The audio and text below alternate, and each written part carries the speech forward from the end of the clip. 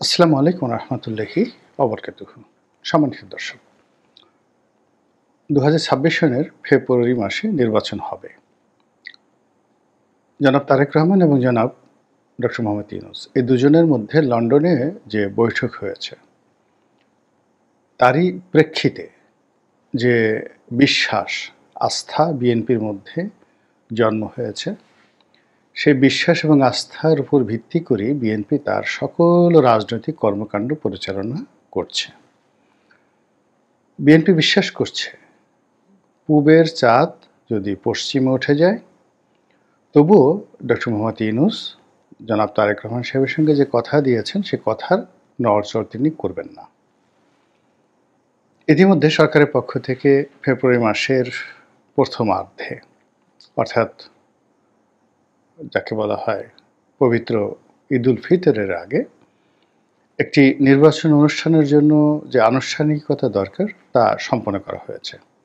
চিঠি দেওয়া হয়েছে নির্বাচন কমিশনে, আর সেই চিঠি পাওয়ার পর নির্বাচন কমিশন তার যে গতানুগতিক যে কাজ, সেই কাজগুলো তারা শুরু করে দিয়েছে। নির্বাচন না হওয়ার জন্য নানা রকম ছলনা, তারপরে নানা রকম চক্রান্ত, নানা রকম শর্ত এবং নানা রকম কূটকৌশল, যেগুলোকে বলা হয় চাণক্য নীতি অথবা ম্যাকিয়াভেলি থিওরি, সমান তালে চলছে।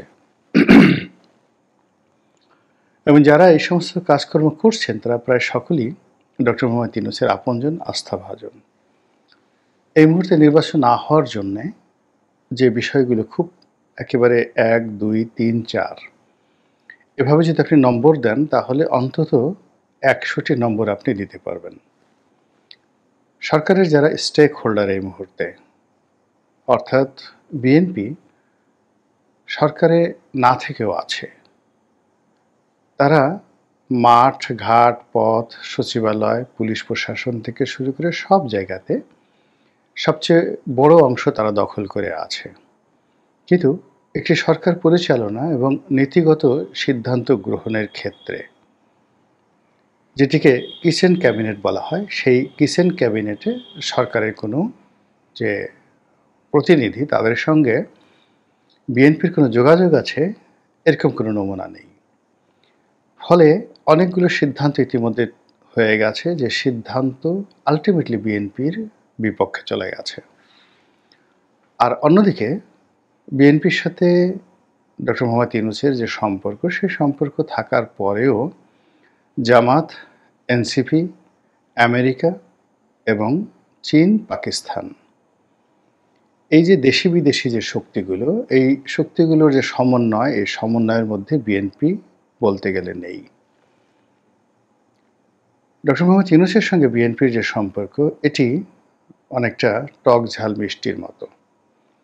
ডক্টর মোহাম্মদ ইউনূসের সঙ্গে তারেক রহমান সাহেবের কি পরিমাণ কথা হয়, সেই কথার প্রেক্ষিতে ডক্টর মোহাম্মদ ইউনূস তারেক রহমান সাহেবের প্রতি কতটা ভরসা করেন, আর তারেক রহমান সাহেব ডক্টর মোহাম্মদ ইউনূসের প্রতি কতটা ভরসা করেন, সেটা তাদের ব্যক্তিগত বিষয়। কিন্তু যারা ডক্টর মোহাম্মদ ইউনূসকে চিনেন এবং জানেন, তারা সবাই এক বাক্যে বলার চেষ্টা করেন যে উনি ব্যক্তিগতভাবে একজন আনপ্রেডিক্টেবল মানুষ, অস্থির প্রকৃতির। তিনি তার কতগুলো চিন্তা, তার কতগুলো পছন্দ, তার কতগুলো ভালোবাসা ওই জায়গাগুলো থাকে, ওর বাইরে তিনি যান না।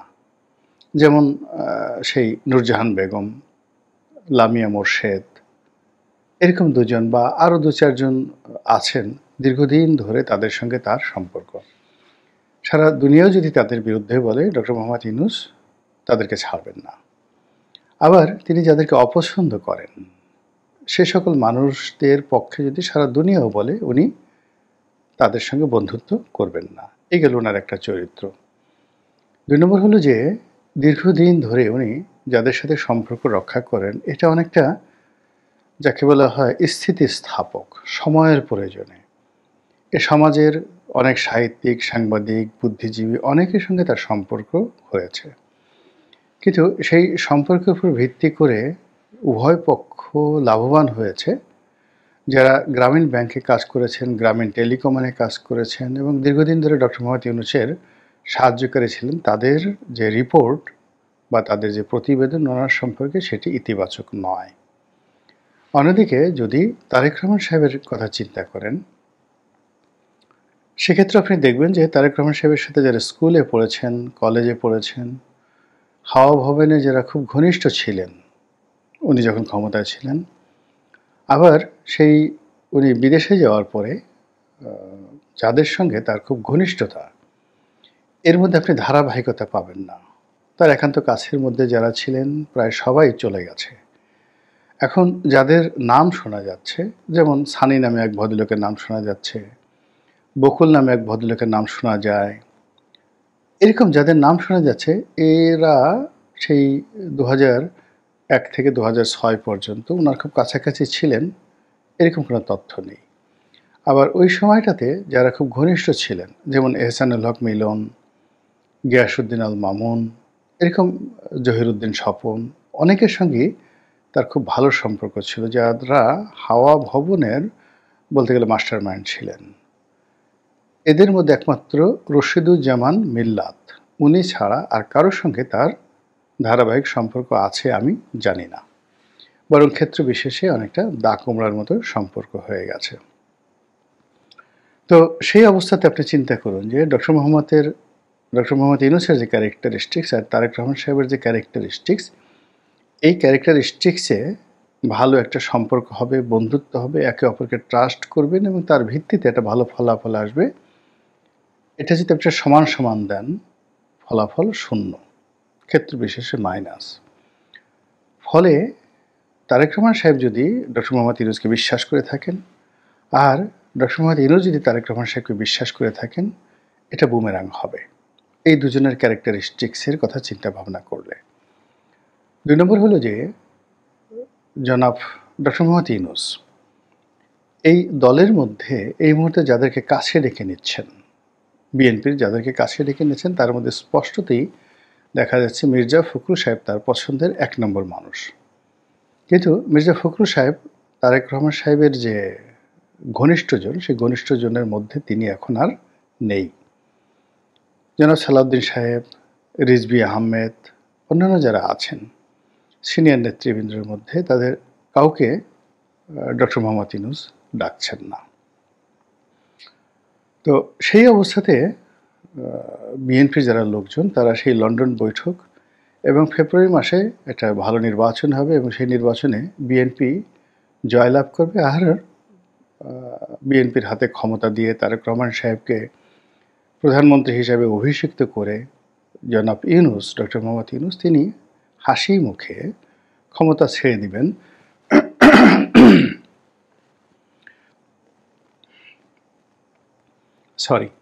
তো ক্ষমতা ছেড়ে দিবেন, এই জিনিসগুলো আমি খুব সহজে মিলাতে পারি না। আমি বরং যেই জিনিসগুলো বিএনপির দুর্ভোগ দুর্দশা দেখতে পাই, যে বিএনপি অতীতে শেখ হাসিনাকে বহুবার বিশ্বাস করেছে, আমেরিকাকে বিশ্বাস করেছে, ভারতকে বিশ্বাস করেছে। বিএনপি যেখানেই বিশ্বাস করেছে সেখানে বিএনপি রীতিমতো রাম ধরা খেয়েছে। আর বিএনপির যে সফলতা, সেই সফলতা প্রকৃতি এমন একটা ঘটনা ঘটিয়ে দিয়েছে যেখানে আসলে বিএনপির করণীয় তেমন কিছু ছিল না। এবং বিএনপির জীবনে যত দুর্ভোগ দুর্দশা প্রায় সবগুলি আনএক্সপেক্টেড। জিয়াউর রহমান সাহেবের মৃত্যু, সত্তার সাহেবের যে পতন, এরশাদের উত্থান, আবার 2001 সনে 1996 সনে বিএনপির পরাজয় কোনো রিজন ছিল না। 91 থেকে 96 one of the finest government চালিয়েছে বিএনপি, কিন্তু তারপর তাদের পরাজয় হয়েছে। আবার 2001 থেকে 2006 পর্যন্ত ঠিক শেষ সময়টাতে সামান্য কিছু ত্রুটি বিচ্যুতি যদি ধরেন কিংবা হাওয়া ভবনের বদনাম ধরেন, এইগুলো বাদ দিলে আর ওই বিচারপতিদের বয়স বাড়ানো, এরকম কিছু জিনিস যেগুলো আসলে উত্তেজনা তৈরি করেছিল, কিন্তু ফান্ডামেন্টাল যে প্রবলেমগুলো একটা দল চলে যাওয়ার জন্য বা একটা দলের বিরুদ্ধে সামরিক কু হওয়ার জন্য যা কিছু দরকার সেটা বিএনপি করেনি, কিন্তু বিএনপিকে ক্ষমতা হারাতে হয়েছে। তো বিএনপি যে কয়বার ক্ষমতা হারিয়েছে, একেবারে পরিপূর্ণভাবে ক্ষমতা হারানোর জন্য তাদের ওইরকম যাকে বলে অন্যায় অপরাধ গুনাহ না থাকার পরেও তারা ক্ষমতা হারিয়েছে। আর যে কয়বার ক্ষমতায় তারা এসেছে, একেবারে অলৌকিকভাবে তারা ক্ষমতায় এসেছে। কার্য দ্বারা, কারণ দ্বারা, বিশ্বাস দ্বারা, চেষ্টা দ্বারা, তদবির দ্বারা আসলে বিএনপির ক্ষমতা হয়নি। এমনকি শহীদ প্রেসিডেন্ট জিয়াউর রহমান সাহেবও তিনি ধরে নিয়েছিলেন যে তিনি খালেদ মোশাররফের হাতে মারা যাবেন। কোনো ওয়ে নেই, তিনি বাঁচবেন না। কিন্তু প্রকৃতি তাকে ক্ষমতার একেবারে শীর্ষ পর্যায়ে নিয়ে আসছে। তো এখন বিএনপি যে কাজটি করছে সেটি তারা নিয়তির উপর বিশ্বাস রাখছে না। তারা তাদের দলের যে নিয়ন্ত্রণ সেটা প্রতিষ্ঠা করতে পারছে না, বরং ক্ষমতায় যাওয়ার জন্য যে তাড়াহুড়ো করছে। আর ক্ষমতায় যাওয়ার আগে যে ভোটের কথা বলা হচ্ছে সেই ভোটের মাঠটি বিএনপির জন্য এতটা জটিল এবং কুটিল হয়ে পড়েছে যে সত্যিকার অর্থে যদি একটি প্রতিযোগিতামূলক ভোট হয়, আওয়ামী লীগ যদি নাও আসে, এখন যারা আছে তারা বিএনপির বিরুদ্ধে যে অভিযোগগুলো তুলছে এবং আগামীতে তুলবে সেগুলো মোকাবেলা করার মতো পরিবেশ পরিস্থিতি বিএনপির নেই। দ্বিতীয়ত হাতে যে সময়গুলো রয়েছে, অর্থাৎ এটা ধরুন অক্টোবর মাস, তো অক্টোবর নভেম্বর আর মাত্র 2 মাস আছে। ডিসেম্বরে যদি শিডিউল ঘোষণা করা হয় এবং তারেক রহমান সাহেব ডিসেম্বরের মধ্যে আসবেন কি আসবেন না, আসলেই বা কী হবে, এটা আমি এখন বুঝতে পারছি না। এই কারণ হলো যে প্রতিটি জেলাতে পাবলিক মিটিং করা, দলীয় নেতাকর্মীদের মধ্যে সমন্বয় করা এবং তিনি যেভাবে মনোনয়ন দিবেন বা মনোনয়নকে বাস্তবায়ন করবেন, যেভাবে গ্রুপিং হয়ে আছে, আমার কাছে পুরো বিষয়টা এত সহজ মনে হচ্ছে না। এবং তিনি যাদের সাথে বন্ধুত্ব করতে চাচ্ছেন, জোট সঙ্গী হিসেবে 50, 60, 70টি সিট ছেড়ে দিতে চাচ্ছেন, আলটিমেটলি এটা wastage of time, money and energy. অর্থাৎ এই যে সঙ্গী সাথী যাদেরকে দিচ্ছেন, বিএনপির লোকজন মনে করছে এরা আবর্জনা, এদের কারোরই দরকার নেই বিএনপি রাজনীতি করার জন্য, বিএনপি একাই 100। বিএনপির মূল প্রতিদ্বন্দ্বী যেখানে আওয়ামী লীগ, যেখানে আওয়ামী লীগ নেই, সেখানে জামাতের সাথে প্রতিদ্বন্দ্বিতা করার জন্য যদি তাকে জোট করতে হয় এবং সেই জোটের জন্য যদি 50টি 60টি সিট ছেড়ে দিতে হয়, এটি বিএনপির প্রথম পরাজয়। এনিওয়ে, সেদিকে আমি গেলাম না। আমি প্রথম যে জিনিসটা বলার চেষ্টা করছি সেটা হলো বিএনপির সকল পর্যায়ের নেতা তারেক রহমান থেকে শুরু করে সবাই কায়মনে বাক্যে বিশ্বাস করছে, ধরে নিচ্ছে শতভাগ, দেয়ার ইজ নো ওয়ে 1% তারা এখানে যদি কিন্তু রাখেনি, ডট সেমিকোলন দাড়িকমা রাখেনি, সেটা হলো ডক্টর মোহাম্মদ ইউনূসের কমিটমেন্ট অনুযায়ী ফেব্রুয়ারি মাসে নির্বাচন হবেই। সে অনুযায়ী তারা বক্তৃতা দিচ্ছেন, ডক্টর মোহাম্মদ ইউনূসকে যত রকম সহযোগিতা দরকার সব করছেন, এমনকি তার সফর সঙ্গী হয়ে আমেরিকাতে গিয়ে তারা অপমানিত হচ্ছেন, লাঞ্ছিত হচ্ছেন। বাংলাদেশে তারা বন্ধুহীন হয়ে পড়েছেন এবং এখন জামাত বিএনপি থেকে শুরু করে সবার আক্রমণের উপলক্ষ হয়ে পড়েছেন। এবং সামনে যে ঘটনাগুলো ঘটবে সেই ঘটনায় তারা আসলে নিজেদেরকে উপকার করতে পারবে না এবং সরকারকে উপকার করতে পারবে না। এবং এই অক্টোবর মাস, নভেম্বর মাস, ডিসেম্বর মাস প্রায় প্রতিদিনই অলৌকিক এবং অসম্ভব কিছু ঘটনা ঘটার লক্ষণ দেখা দিচ্ছে, যা কিনা আলটিমেটলি সরকারের মানে একেবারে ঘনিষ্ঠ জন হিসেবে সকল দায় দায়িত্ব বিএনপির উপরই চাপানো হবে। অন্যদিকে যেটা নর্মাল অঙ্ক বলে, রাজনীতির অঙ্ক বলে, সেটা হলো বিএনপির সঙ্গে ডক্টর মোহাম্মদ ইউনূসের যে সম্পর্ক, এটি একেবারে ফরমাল, কিন্তু আসল যে সম্পর্ক সেই সম্পর্কটি জামাতের সঙ্গে এবং এনসিপির সঙ্গে তার এখনও আছে। ফলে কোনো কারণে যদি নির্বাচনটা পিছিয়ে যায় বা নির্বাচনটা তিনি পিছিয়ে দিতে চান কিংবা বিএনপিকে ঠকাতে চান কিংবা বিএনপি ঠকে যায়, হোয়াট এভার মে বি, আগামীতে বিএনপির একটা ট্রু শব্দ করার ক্ষমতা থাকবে না।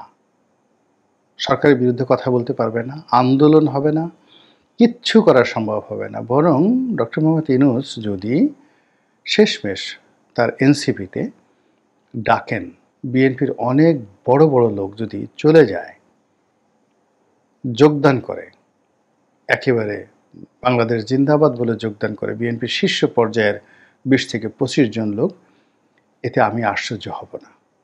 এর কারণ হলো আপনি মানে খাল কেটে যদি কুমির আনেন এবং নিজের ঘরের মধ্যে সুন্দরী স্ত্রী এবং ঘরে খানাপিনা আছে, আপনি বাইরের থেকে সুন্দর যুবক পুরুষ এনে দিলেন, তো এখন এই যে সরকারের সঙ্গে এনসিপির সঙ্গে বিএনপির অনেক লোকের যে অ্যাডাপশন সম্পর্কটা হয়ে গেছে, সেই সম্পর্কটার রসায়নটা কোন পর্যায়ে আছে ওটাকে চেক অ্যান্ড ব্যালেন্স করার মতো সমর্থ জনাব তারেক রহমান সাহেবের হাতে নেই, চাবিকাঠি হাতে নেই। তার দলের যারা কোনো লোক রয়েছেন তারা দলের প্রথম ২০-২৫ জন যারা শীর্ষ নেতৃবৃন্দ রয়েছেন তাদেরকে নিয়ন্ত্রণ করা, তাদের উপর প্রভাব বিস্তার করা কিংবা তাদের পথে বাধা সৃষ্টি করা, এটা একেবারে অসম্ভব ব্যাপার। ধরুন আমি নাম বললাম না, টপ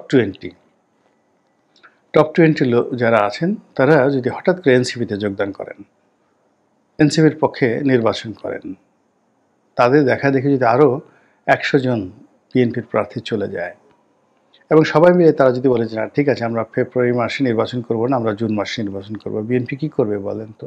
কী কথা বলবে? যে লোকগুলো কথা বলবে ২০১৮ সনে কি সেই ঘটনা ঘটেনি? বিএনপি যাদেরকে বিশ্বাস করেছে, যাদের উপর নির্ভর করেছে, একেবারে নির্বাচনের রাত্রি নয়, যেদিন নির্বাচন হলো সেই দিন দুপুর পর্যন্ত কি তারা শেখ হাসিনা এবং আওয়ামী লীগের পক্ষে কথা বলেনি? আওয়ামী লীগের হয়ে কাজ করেনি? তারপর যারা নির্বাচিত হলো তারা কি বিএনপির অবাধ্য হয়ে তারা সংসদে যায়নি এবং সুদীর্ঘ সময় তারা সংসদ সদস্য হিসেবে দায়িত্ব পালন করেনি? বলেন তো। এই যে ইতিহাস, সেই ইতিহাসের ধারাবাহিকতা যদি এখন বজায় থাকে তাহলে বিএনপির অবশ্যই প্ল্যান বি, প্ল্যান সি তাদের হাতে রাখা উচিত ছিল, কিন্তু সেটি না করে তারা কেবলই মাত্র প্ল্যান এ, ফেব্রুয়ারি মাসে নির্বাচন হবে, ডক্টর মোহাম্মদ ইউনূস দেবেন, এটাতে যে শতভাগ তারা নিশ্চিত হয়ে আছেন, আল্লাহ না করুক যদি ১৯-২০ হয়ে যায়, বিএনপির জন্য যে সর্বনাশ এই দলটির অস্তিত্ব নিয়ে টানাটানি দেখা দেবে। মহান আল্লাহ আমাদের সবাইকে হেদায়েত দান করুন এবং হেফাজত করুন। আসসালামু আলাইকুম ওয়া রাহমাতুল্লাহি ওয়া বারাকাতুহু।